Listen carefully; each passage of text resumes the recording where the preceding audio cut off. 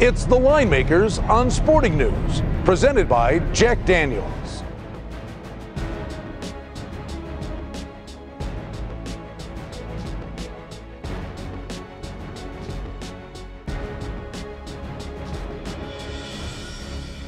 Let's gear up for the Eagles' visit to Tampa Bay to take on the Bucs. A lot of sevens are out there. We're here at the South Point, and it's 7.5 here. Tampa Bay favored. The total on the game is 47. Well, the Eagles have been burning money. They were 1-9-1 against the spread going to Dallas. They were going to be 1-10-1 until Brian Moorman decided to kick a 60-yard punt, and they got a 98-yard punt return for a touchdown to cover the spread. That qualifies as the Line Makers' bad beat of the week. Wow. I agree with you.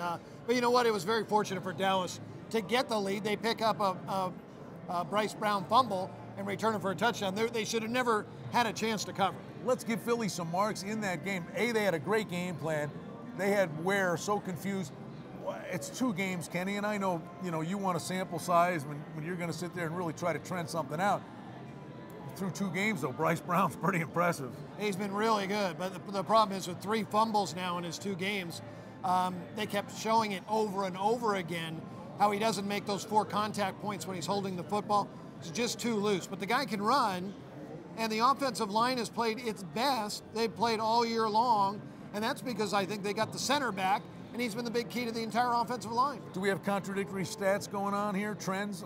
Philly's 7-1 to the under in their last 8 road games, but of late you say, wait a minute. Yeah, they're 5-2 to the over their last 7 games overall.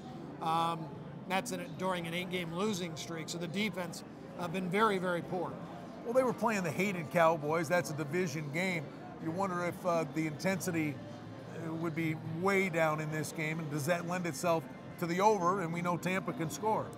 Tampa's an over machine when you look at what they've done. 8-1 over their last 9 games.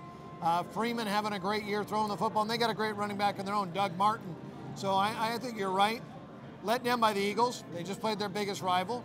They are trying to get a win, and they are playing better. But Tampa Bay is playing really good football. In my humble opinion, and we love our entire team here at the Line Makers. This guy's the best odds maker in the world. Love your power ratings. What have you done with Josh Freeman? He had a great year, floundered, and now Schiano comes in and you got a whole new mentality there.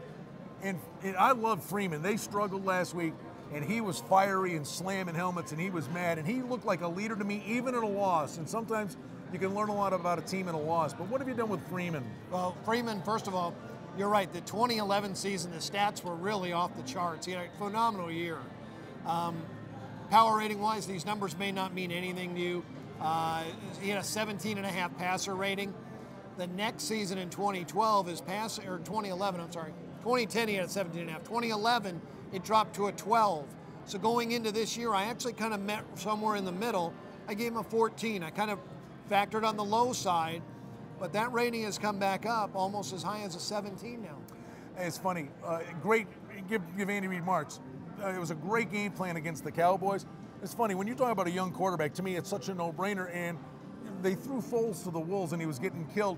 But what a great security blanket a tight end is, especially when you got a good one, and Selleck came up big for him in Dallas. Yeah, no doubt. Selleck had a huge game for Foles, and he might as well look for Selleck all night long.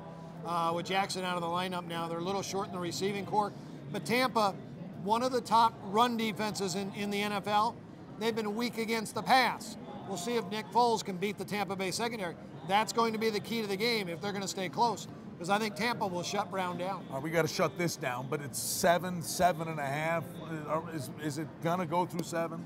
Anybody betting on Philadelphia right now is just crazy. So I think you're going to see it go up and up and up, and it's probably going to get to 8, 8.5. That pretty much sums it up. Say what you mean, Kenny, will you? It's the Line Makers on Sporting News.